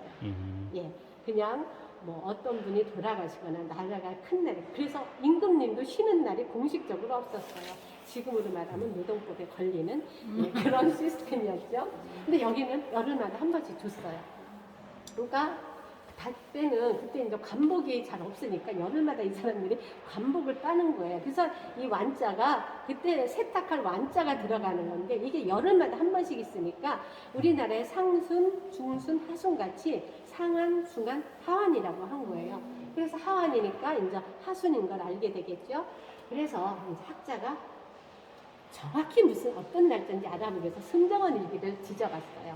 정말로 1751년 윤 5월 25일 날 뭐라고 쓰였냐면 일주일 동안 내리던 장맛비가 오후가 돼서 그쳤다라는 게 있어요. 그러니까 추정을 해보면 윤 5월 25일 날 오후에 그린 것임을 알 수가 있습니다. 자, 그래서 날씨는 어떠냐면 비가 온 뒤에 갠 날씨가 되겠죠. 그림에서도 알 수가 있어요. 인왕산을 보시면 알겠지만 인왕산 꼭대기가 다 바위로 되어 있어요. 네. 그래서 폭포가 있을 리가 없는데 폭포가 물줄기가 세 줄기나 됐다는 것은 비가 비가 많이 왔다는 와서, 걸 알 네. 수가 있죠. 그 다음에 이게 뭐같이 보여요? 안개. 안개요. 안개가 피우는 걸로 비가 그쳤다는 얘기가 되죠. 그림에서도 비가 그쳤다는 걸 알 수가 있습니다. 자, 그러면 이 그림을 왜 그렸냐? 왜 그렸을까요? 자, 이때가 언제냐면 5월 25일이죠. 윤 5월. 이 그림을 그린 이유는 조선왕조실록에 나타납니다. 조선왕조실록이 뭐냐면 친구가 있었다 그랬죠. 평생의 친구 이병연의 죽음은 조선왕조실록에도 기록이 돼요. 그만큼 기록이 될 정도로 당대의 유명한 시인이었어요. 그런 시인과는 유년부터 친구였잖아요. 그런데 그렇게 서로 글과 그림을 주고받으면서 비판도 해주고 격려도 하면서 조선 후기 최고의 글과 그림을 남겼던 사람들인데 유년부터 친구고, 그런 사람이 병석에 누우니까 팔순이 넘어가지고 병석에 누우니까 평생의 직인 이병연이 빨리 병을 극복하고 쾌차하기를 바라는 마음에서 이 그림을 그린 것이 되겠습니다. 자, 그런데 여기에는 또 이견이 있어. 다른 의견이 뭐냐면 이게 과연 이병연을 위해서 그린 것인가? 왜냐하면 이병연을 위해서 그랬으면 적어도 뭐라고 언급이 돼 있을 텐데 글마다 다 어떤 이게 들어가 있죠. 그게 없어요. 또 하나는 이게 정말 이병연 살아있기 전에 그린 것이냐 후에 그린 것이냐. 근데 요것대로 추정을 하면 전에 그린 것이 돼요. 요 그림은 25일 날 그리고 이병연은 5월 29일 날 사망을 한 거예요. 그래서 전에 그리면 빨리 쾌차하기를 바라는 마음이 되겠고, 후에 그리면 여기에서 그 슬픔을 나타냈다고 하셨어요. 죽죽 이렇게. 여기 아까 수직준법이라고 했죠. 붕붕 내려붙는 거. 그래서 슬픔을 나타냈다고는 하지만 정확한 것은 알 수가 없지만 다만 미술사학자들이 추정을 하는 것이라고 할 수가 있습니다. 그러니까 이게 진짜다 하고 100%라고는 말씀을 못 드려요. 자, 이제 그림을 보시면 이 그림은 인왕산을 직접 보고 그린 그림이에요. 그래서 이 조선 후기의 진경산수화를 대표하는 그림이 바로 인왕제색도예요. 직접 보고 그림이 되겠는데요. 비가 그치니 안개가 피어오르는 이런 인상적인 모습을 순간적으로 포착해서 그린 그림이에요. 안개는 금방 없어지잖아요. 그래서 이 아래쪽에는 이런 능선들과 나무를 배치를 했고요. 뒤쪽에는 인왕산의 이런 암벽들을 화면 가득히 배치를 한 모습을 볼 수가 있습니다. 그런데 그림을 그린 시선이 틀려요. 아까 위에서 아래로 내려보는 건 부관법이라고 그랬죠? 이쪽 부분은 부관법으로 그렸어요. 위에서 아래로 내려다 봤어요. 그래서 이렇게 보이는 거예요. 지붕이. 아니면 요 밑에만, 석가래만 보였을 텐데. 그 다음에 이 부분은 위에서 올려다본 모습이에요. 이렇게 그렸기 때문에 시선이 들리기 때문에 인왕산이 바로 내 앞에 있는 듯한 생생한 느낌을 받을 수 있는 것이라고 할 수가 있어요. 그런 형태가 있고요. 그 다음에 암벽을 볼 것 같으면 원래 여기를 실제로 보면 흰빛에 가까워요. 나중에 인왕산 보세요. 이게 화강암이잖아요. 화강암이 흰빛이잖아요. 그런데 비가 온 뒤에 이 암벽은 지금 보면 무겁고 아주 거대한 느낌을 줘요. 그래서 이렇게 거대하고 무거운 느낌을 주기 위해서 정선은 어떻게 했냐면 큰 붓에다가 먹물을 잔뜩 묻혀가지고 위에서 아래로 쫙쫙 내려가는 붓질을 반복적으로 해요. 이렇게 대담하게 필칠을 하고, 그 다음에 그렇게 무겁고 거대한 암벽들을 화면 가득히 배치를 해요. 그래서 이 배치를 보고서 단순하면서도 아주 대담한 배치를 했기 때문에 바로 우리가 이 그림을 보면 중압감을 느낄 수 있는 거예요. 이걸 딱 보면 뭔가 거대한 느낌이 들어요. 이거보다 그림이 조금 더 커요. 원래는 거의 95cm, 한 130 몇 cm 이렇게 돼서 조금 더 큰 모습을 가지고 있거든요. 그래서 그런 형태를 하고 있습니다. 자, 암벽은 그렇게 표현한 데 반해서 이쪽에 보면 앞에 있는 능선들은 아주 섬세하게 했어요. 섬세한 붓터치로 미전법 같은 거를 썼어요. 톡톡톡 찍어놨죠. 나무는 보면 T자예요. 정선의 소나무, 특징. 네. 특징이 이렇게 되어 있고요. 그 다음에 안개는 어떻게 표현을 했냐면 붓질로 표현을 한 게 아니라 붓으로 표현한 게 아니라 텅 빈 여백을 그대로 놔둔 거예요. 그래서 보는 사람으로 하여금 마치 안개같이 보이게 해요. 근데 저기에서도 토산과 암산이 서로 반대되는 것을 대조시켜 놨다 그랬죠. 거대하고 무거운 느낌을 가진 이 암벽을 텅 빈 여백에 그 안개가 살짝 받치고 있는 듯한 느낌을 주고 있는 것이 이 그림이라고 할 수 있습니다. 그래서 이 집이 과연 이병연의 집이냐 경제의 집이냐 얘기를 하지만 그건 알 수가 없습니다. 그래서 인왕 재색도가 사실 갖는 의미는 76세에 그린 그림, 76세에 그린 그림에도 불구하고 아주 힘찬 붓질과 함께 이 화면 가득한 빽빽한 구도를 볼 수가 있어요. 그래서 그 전까지는 우리는 중국의 화풍을 모방한 그런 중국의 그림을 그렸는데 진경산수화를 그리게 됨으로써 이제 우리의 고유한 화풍을 갖게 된 거예요. 그래서 우리의 산수를 가장 잘 표현하는 것이 바로 진경산수하고 겸재라고 할 수가 있어요. 그렇기 때문에 겸재가 남긴 게 지금 한 400점이 넘거든요. 거기에서 진경산수화를 대표하는 그림이 바로 인왕재색도라고 할 수가 있습니다. 자, 조금 옮겨가 그 중에서 금강산 그림과 함께 많이 그린 것이 뭐냐면 한강하고 한양이에요. 그 다음에 한강과 한양에 지금의 강남 강북이 있어요. 그래서 거기에서 진경산수화를 그렸던 현장을 여기에다가 표시를 해놨어요. 자, 여기 우리 약간 인왕재색 같죠? 인왕재색을 어디서 봤는지 딱 누르면 저기에서 그렸다는 거예요. 네. 그 다음에 피론산화 아까 그 서촌에 있는 배화여고 거기라고 그랬죠? 네, 저쪽이 바로 되겠습니다. 그 다음에 또 뭐를 하나 볼까요? 압구정은 한 명의 그 정자가 되죠? 저쪽이 압구정에 있습니다. 자, 이렇게 요거는 나중에 한번 보시면 그림을 그리는데 지금까지 전라도하고 제주도를 그린 그림은 확인되지 않고 있어요. 안 그리는 건지 못 찾는 건지 현재 없습니다. 반년산수화도 잘 그렸고요. 그거를 비롯해서 각종 뭐 개사도라든가 화조도 이런 초충도 풀과 벌레를 그린 거를 초충도라고 하는데 이런 초충도는 범죄는 여지껏 아주 험준하고 험난한 산옥미에다가 이제 양천 활용으로 근무하면서는 강변을 그리면서 조금 더 부드럽고 서정적인 아름다움이 들어갔죠. 그것만 그린 게 아니라 이거는 섬세한 붓질이 필요한 거예요. 섬세한 붓질이 필요한 이런 초충도 등 모든 회화 분야에서 아주 탁월한 재능을 남긴 사람이 바로 이 정선이라고 할 수 있습니다. 자, 그러면 정선 이후에 이 진경산수화풍은 어떻게 됐냐 하면 손자인 정왕이나 여러 사람이 그걸 계승을 해요. 특히 단원 김홍도가 여기에 계승을 하게 됩니다. 그래서 김홍도는 투시법이라든가 또 원근법, 어떤 상랑의 기법을 이용해가지고 진경산수화를 조금 더 객관적이고 사실적으로 묘사를 하게 돼요. 하지만 19세기 들어와서는 추사 김장희 일파에 의한 청정, 문인화가 유행을 하면서 진경산수화풍이 계승되지 않고 이렇게 끊어지게 됩니다. 세포가 되는 거죠. 청라우성, 아까 하양 한가물 있을 때 그린 것이 되겠습니다. 요게 이제 겸재라고 이렇게 하는 것이 되겠고요.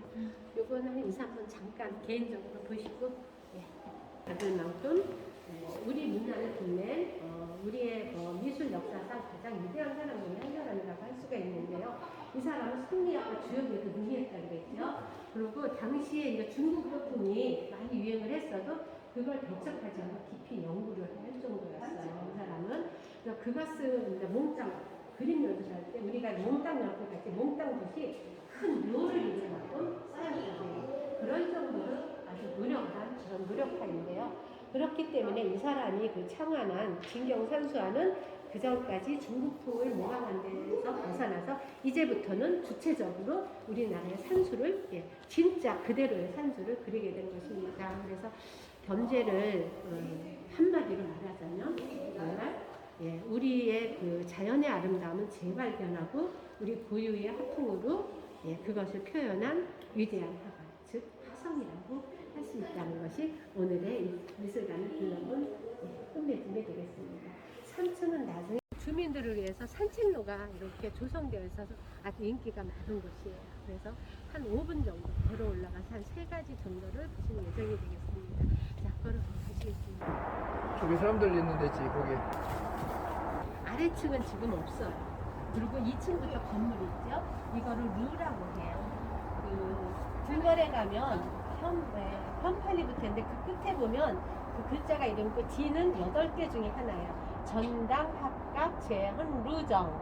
그래서 저는 임금님과 왕비님 또는 대비마마만 살 수 있고요. 제일 높은 격이에요. 그래서 그 공장님이 계시는 곳도 전이에요. 대성전. 불교에 부처님이 계시는 곳 대웅전, 대웅도 전자가 들어가요. 궁궐에서는 뭐 인정전 또는 뭐 근정전 들어갔고요. 그 다음에 왕세자는 급이 하나 낮아요. 조선은 유교사회였고요. 유교사회는 계급사회였어요. 산업공사에서. 그래서 절대로 왕세자는 전자가 있는 건물에 들어가지 못하고 당자가 있는 건물에 갈 수가 있어요.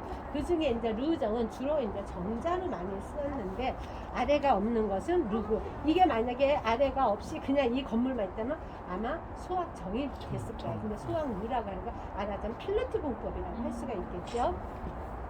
근데 이 소학루는 언제 지어졌냐면 65세의 정선이 여기에 근무를 했다고 그랬죠. 부임을 했기 2, 3년 전에 지어졌는데 바로 그 동국 현감을 지낸 이유라는 사람이 여기에다가 그 중국에 있는 악양루를 분따가지고 만든 것이 소학루예요. 근데 이유도 겸재 정선하고 친분이 있는 사람이에요. 이렇게 겸재의 그 일생을 공부하다 보면 겸재는 정말 많은 사람들하고 교류가 있어요. 그러니까 성격이 아마 온화하고 겸손했기 때문에 그러지 않을까 하는 생각이 들어요. 그래서 그 사람이 여기에다 이 소학루를 짓게 되는데 소학루의 원래 위치는 지금 여기가 아니고 조금 더 한강 상류 쪽이에요. 즉 저쪽입니다. 저쪽으로 조금 더 내려가서 소학루가 있었는데 이거 1991년에 여기다가 복원을 할 때 복원이 아니죠. 다시 지을 때 저기다 지으려니까 그동안에 주변에 환경도 변화고 또 조망의 문제가 돼요. 조망이 여기가 제일 좋잖아요. 그래서 바로 이 자리에다 옮겨다가 소학루를 지은 것이 되겠습니다. 근데 조선시대의 기록에 보면 이 소학루에서는 어디가 보이냐면 안산과 인왕산이 보여요.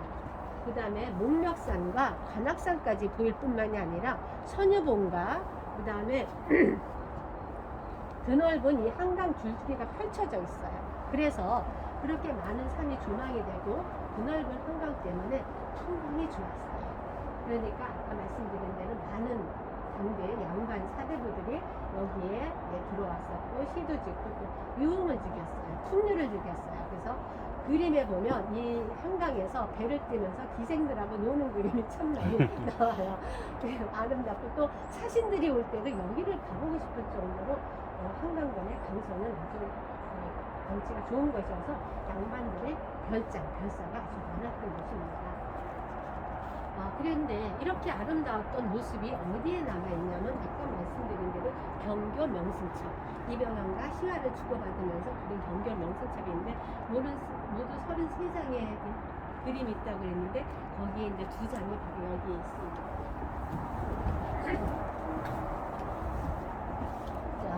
안현석봉이에요. 안현은 어디냐 하면 지금의 그 서대문구 안산이라는 데 있죠. 딩딩문에 그게 안현이에요. 우리는 안산이라는데 안자가 말한장 아니에요. 그래서 한자로 하면 안현 또는 안산이고 순수 우리말로 하면 길마제가 돼요.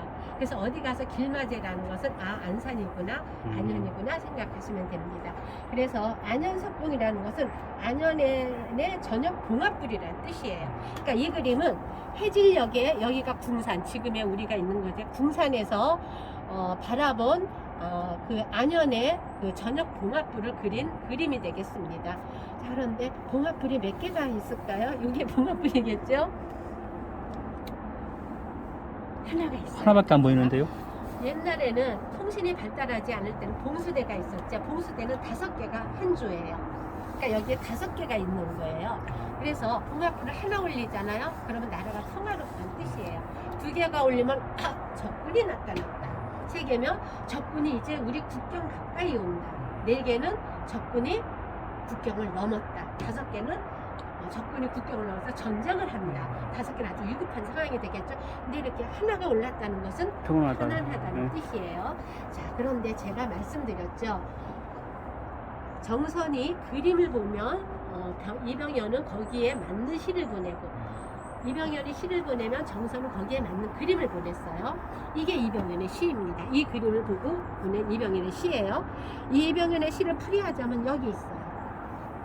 자, 그러면 안현석봉, 편안하다는 느낌이 어떤 거하고 호응되냐면 양천밥을 배불리 먹는다. 옛날에 배부른 거 이상 편안한 게 없죠. 그래서 서로 호응하고 상응하는 것을 볼 수가 있습니다. 자, 여기 궁산이죠. 이건 탑산이라고 해가지고 강서구에 있는 탑이 되겠고요. 그 다음에 여기 봉화풀이 있는 거는 지금의 안산. 요거는 인왕산이 되겠습니다. 인왕산이 되겠고요. 앞에 있는 건 와우산. 와우산은 홍익대학교가 있는 게 와우산이에요. 그리고 요거는 금성산이라고 해가지고 지금의 난지도입니다. 네, 그거를 그림이 되겠는데, 자, 여기 겸재 말고도 인장이 하나 더 있어요. 천금 물정. 이건 무슨냐면 천금을 주더라도 이거를 남한테 전하지 말라는, 남한테 주지 말라는 얘기예요.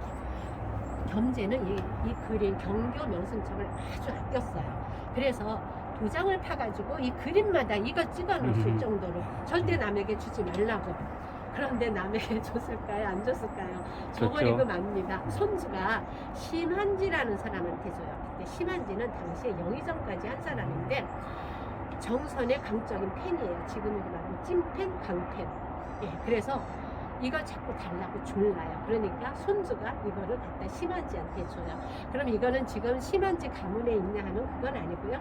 간송미술관에서 지금 소장을 하고 있습니다. 경교 명승적 자체가 거기에 간송이 있습니다. 자, 2번째 볼 것은 소와 후월.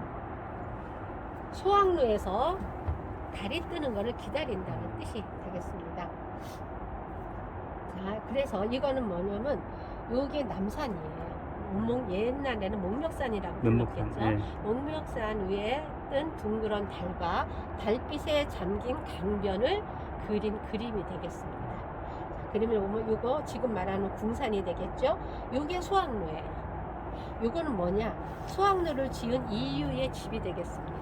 그러면 이렇게 돌아볼게요. 이건 탑산이에요. 아까도 이렇게 탑산이 나왔죠. 강서구에 있는 거예요. 저기 허준박물관 근처에 있어요.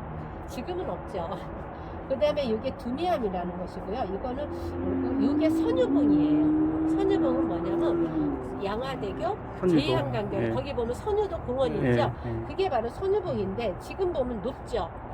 봉우리니까 높잖아요. 그런데 지금은 거의 평지죠. 왜냐하면 한강에 큰 홍수가 나요. 일제강점기 때. 그러니까 이걸 갖다가 한강에 제방을 쌓은데, 근데 결정적으로 이게 깎인 이유는 여의도 비행장 활주로를 만드느라고 여기에 있는 돌이나 자재를 갖다가 활주로로 깔아버려요. 그래서 지금 평평하게 돼버린 것이 그 이유가 되겠습니다. 자, 그러면 이게 이제 목멱산입니다. 목멱산이 되겠고요. 말씀드린 대로 아까 와우산 비슷한데 강서구 어차피 이쪽에서 봤으니까 비슷해요. 요게 이제 금성산이라고 그래가지고 지금의 난지도 저쪽이 되겠죠. 저기 지금 가양대교 있고 저기 우뚝 솟은 게 저게 난지도고 지금은 하늘공원이거든요. 네. 그쪽 산이 되겠습니다. 그래서 그 성산동이라는 지명이 요걸 금성산 성산이라 그래서 나온 지명이 됩니다. 그래서 이렇게 알고 보면 다 똑같은데 안타깝게 지금 요 모습을 그대로 조망이 안 돼요. 그렇죠? 변한 데다가 위치가 이렇게 변했기 때문에. 자, 그러면 이렇게 수학로에서 달이 뜨기를 기다린다는 것은 이병현의 요 그림과 어디하고 상응을 하냐면 제일 위에 파릉 명일 출, 파릉에 밝은 달 뜨면, 파릉은 지금의 양천연의 파릉이라고 그래요. 그래서 이렇게 그리고 보니까 이병현은 파릉에 밝은 달 뜬다고 이렇게 해서 서로 호응하면서 만난 것이 되겠습니다. 자, 한번 보시고 그 다음으로 이동하시겠습니다. 사는 어느 분을 모시냐면 그 도당 할머니를 모시는 거예요. 도당. 근데 이분은 어떤 분이냐면 그 마을 이 산 아래 마을에 살고 있는 주민들이 조금 더 뭐 행복하고 건강하게 잘 살 수 있도록 막아주는 역할이에요. 나쁜 것도 막아주고 질병이나 뭐 악기 막아주는 역할을 하고 있는데 지금도 음력 10월 달에 제사를 지내는데 아까 그거를 누가 주관을 하느냐에 따라서 초원관이 달라진다 그랬죠. 여기에 제사를 주관하는 사람은 마을 내 그 노인의 회장이라든가 그런乡촌의 회장분들, 덕이 있는 분들이 이 제사를 주관하고 있습니다. 자, 이제 마지막 2분 후에 설명을 할게요. 자, 이제 언덕이 좋네.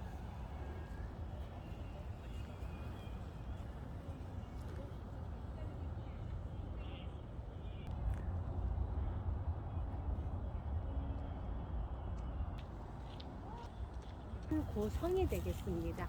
그런데 안내판에는 양천 고성지라고 되어 있을까요? 지는 터라는 뜻으로 네. 땅만 나면 그러니까. 되는 뜻이 되겠죠. 네. 그래서 양천 고성인데 흔적은 볼 수 있지만 어쨌거나 이제 성터가 있었던 곳이 되겠는데요. 자, 이 성벽은 퇴매식 성곽이에요. 그 성곽을 쌓는 데는 두 가지가 있어요. 퇴매식과 포곡식이 있는데 퇴매식은 산봉우리가 이렇게 정상이 있으면 정상 둘레 중심부에다 머리띠까지 쭉 쌓는 거예요. 그래서 요거는 좀 소규모의 산성을 쌓고요.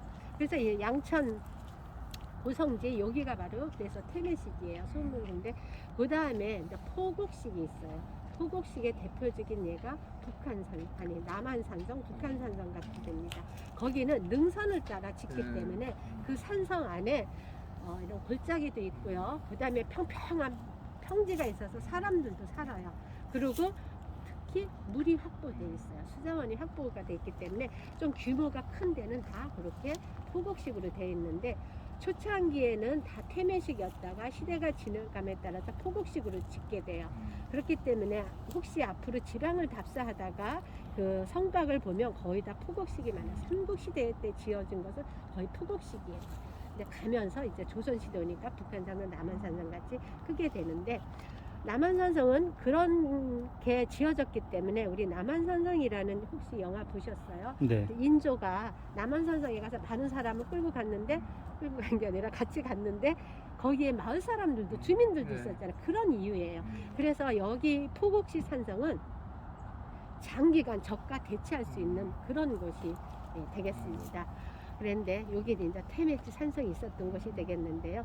자, 기록에 의하면 그 성벽의 길이가 약 218m가 된다고 하고요. 어떻게 쌓았냐면 기초는 돌로 쌓았어요. 그리고 그 위에는 흙으로 쌓았어요. 그래서 이거를 토성 혼축 방식이라고 해요. 흙과 돌을 같이 쌓았다고 하는데 몇 번에 걸쳐서 지표 조사를 해보니까 여기에서는 통일신라 시대의 토기나 기와의 조각들이 많이 발견이 됐어요. 그런데다가 여기서 행주산성이 2.5km 떨어졌거든요. 직선거리로. 행주산성이 통일신라 때 지은 것을 감안해 보면 이 양천 고성도 아마 통일신라 때 지은 것이 아닌가 추측을 하고 있습니다. 그런데 우리나라에 그 임진왜란 때 3대 대첩이 있거든요. 바로 행주대첩, 한산도 대첩, 그 다음에 진주성 대첩인데 자, 2.5km 떨어진 데서 행주대첩이 일어났다 그랬죠. 그때 권율 장군이 이곳에 들려가서 여기에도 군사를 배치해요. 그래서 행주 대첩이 이루어졌을 때 여기서도 화포를 쏘면서 같이 협공을 한 거예요. 그래서 이겼잖아요. 그래서 행주 대첩이 있듯이 그래서 여기 있는 사람들도 같이 도와가지고 했다고 우리도에서 여기에서 일어난 거는 양천 대첩이라고 할 수가 있습니다. 그리고 여기에는 이제 군사적으로 아주 중요한 곳이라 그랬잖아요. 그래서 한국 전쟁 때도 여기에 군사가 배치되기도 했었습니다.